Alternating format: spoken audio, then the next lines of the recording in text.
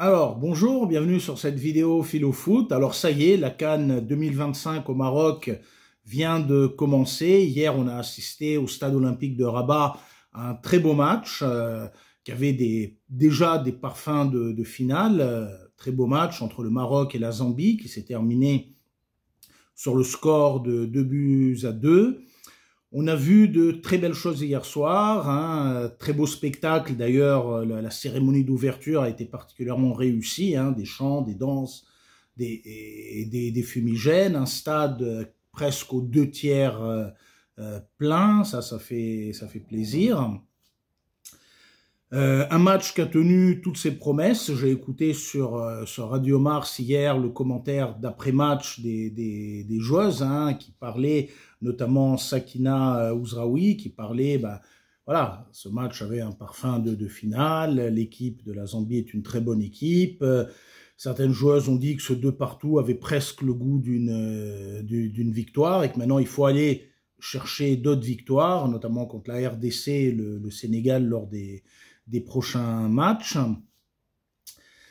J'en profite aussi, voilà, faire un coucou à un de mes anciens élèves qui est à Radio Mars et qui fait des super commentaires avec toute l'équipe, et aussi saluer Khalil Moustakhlaf qui fait un super boulot sur les joueuses du Maroc sur Instagram. Il répertorie chaque fois la feuille de match, les numéros, les noms, mais également les clean sheets, les buteuses, pour d'ailleurs toutes les catégories et les matchs de championnat première division du Maroc. Grand bonjour Khalil, je vais m'appuyer sur ton travail sur les noms que tu cites à chaque fois sur Instagram pour ma vidéo Philo Foot. Alors, les choses vont d'ailleurs, alors autant le spectacle d'avant-match a été particulièrement réussi, autant l'entame de match va s'avérer en défaveur des Lions de l'Atlas, très très vite, même si le Maroc rentre très bien dans le match dès le coup d'envoi, et notamment en attaquant sur le côté droit avec Fatima Tagnaout, qui est l'une des joueuses vraiment qu'on voulait le plus hier. Quand bien même le Maroc rentre bien dans le match lors des premières secondes, la Zambie va marquer très très vite, après la première minute, dès le premier contre. Hop, on part sur le côté et à un moment, la joueuse vedette Barbara Banda va rentrer dans la surface, mettre un tir a priori anodin que malheureusement Khadija Armichi ne captera pas. 1-0 pour la Zambie dès la première minute du match. On se dit c'est très très mal engagé et pourtant les Lions de l'Atlas vont trouver quand même les ressources mentales pour continuer à prendre le jeu à leur compte et presser de l'avant. Tout de suite après le but, on voit les Lions de l'Atlas qui essayent de construire, et notamment un tir de Rislen Shbak qui va être contré par la défense zambienne, très bien organisée. Il va y avoir des montées de Tagnaout sur le côté. Il va y avoir un gros pressing également qui va être fait par Sakina Ouzraoui, qui joue bien le coup. Le Maroc continue d'attaquer. On voit, j'ai beaucoup apprécié le jeu de Yasmine et le positionnement de Yasmine Rabet en milieu de terrain, qui essaye vraiment de construire du jeu, de distribuer à droite, à gauche, de créer des situations dangereuses, un peu comme fait Aminarit à un moment à Marseille, qui jouait à un moment ce jeu-là de créateur de jeu. Ça, j'ai vraiment beaucoup apprécié. Et à la 12e minute, le Maroc continue de presser. À la 12e minute, faute dans la surface de réparation, penalty, et Ibtissam Jraïdi, numéro 9, va marquer voilà, d'une superbe frappe. Il faut souligner la qualité de la frappe de Ibtissam Jraïdi. Il y a un partout, donc le soulagement. Le Maroc continue de presser, mais là on voit justement la Zambie qui réagit et qui se dit qu'il y a effectivement un coup à faire. Elles sont beaucoup plus vives que nous, elles cassent très bien nos lignes d'attaque, notamment la numéro 3, la numéro 8. Je n'ai pas la compo de match malheureusement de l'équipe de Zambie. Numéro 3, numéro 8, cassent très très bien les lignes, et là elles remontent à une vitesse vraiment impressionnante le terrain, et vont se créer des occasions devant notre but. Et à la 27e minute, il va y avoir Rakael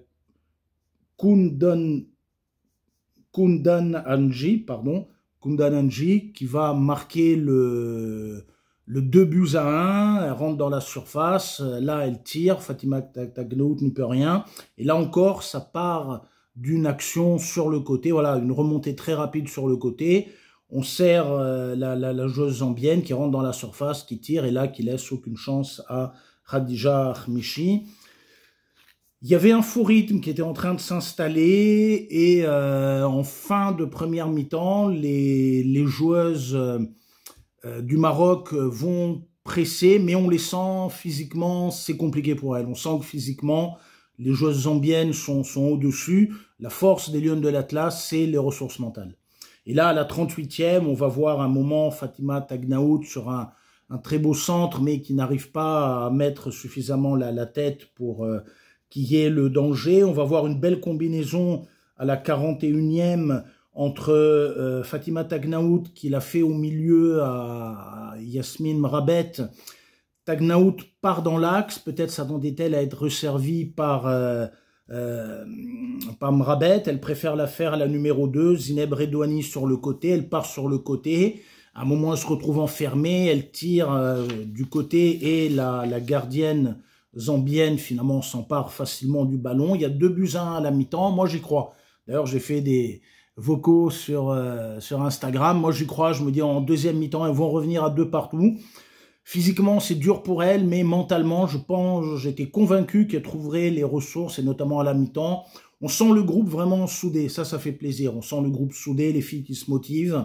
On est par-delà certaines erreurs individuelles qu'on a pu voir, notamment au niveau des latéraux, de la gardienne, un jeu qui remonte pas suffisamment rapidement vers l'avant, et notamment via les défenseuses axiales. Des fois on préfère jouer avec la gardienne qui n'était pas entièrement plus en confiance aujourd'hui, mais je me dis qu'en deuxième mi-temps il va y avoir des changements. Je reviendrai sur les changements. Alors la deuxième mi-temps reprend, et là c'est l'équipe de Zambie qui presse, on sent que leur coach a dû leur parler à la mi-temps de presser, de tuer le match, de mettre le 3e but. C'est ce qu'elles essayent de faire, et là encore on voit vraiment toute la vivacité, la qualité de la construction de jeu, la rapidité. À un moment elles nous prennent de court, elles ont 2-3 occasions au début de deuxième mi-temps dans notre surface. Par contre, ce qui va nous sauver, c'est premièrement qu'elles sont maladroites, ça on a de la chance. Dans la finition, il y a beaucoup de déchets, et ça, heureusement pour nous. Il y a quelques très bons coups aussi de la défense, notamment, comme me le disait Khalil, Aït El Haj, qui à un moment, en première mi-temps, va sauver le 3-1 et qui a fait un énorme match derrière. Et là, bon travail de coaching de Jorge, qui va faire rentrer à la 61e Sanam Soudi, qui pour moi est l'une des meilleures joueuses de la Botola marocaine. C'est une des joueuses les plus complètes, et effectivement son entrée va faire extrêmement de bien, comme celle d'Iman Saoud, qui va également faire un énorme travail sur le côté. Là, les 2 changements, effectivement, vont beaucoup apporter à l'équipe. On voit Msoudi qui rentre, et d'emblée, elle est beaucoup plus haut que Yasmine Mrabet, qui a fait un excellent match. Mais Msoudi est positionné beaucoup plus haut pour récupérer des ballons et aller presser le camp zambien. Et en même temps, elle n'hésite pas à venir défendre dans l'axe. Elle a fait vraiment un gros boulot physique. D'ailleurs, à un moment, elle va mettre un tir. Elle est dans la surface, elle met un tir. C'est capté par la gardienne. À la 81e minute, ça aurait pu être le tournant du match. Fatima Tagnaout, sur le côté gauche, rentre dans la surface, mais son tir passe au-dessus. On est dans les 10 dernières minutes.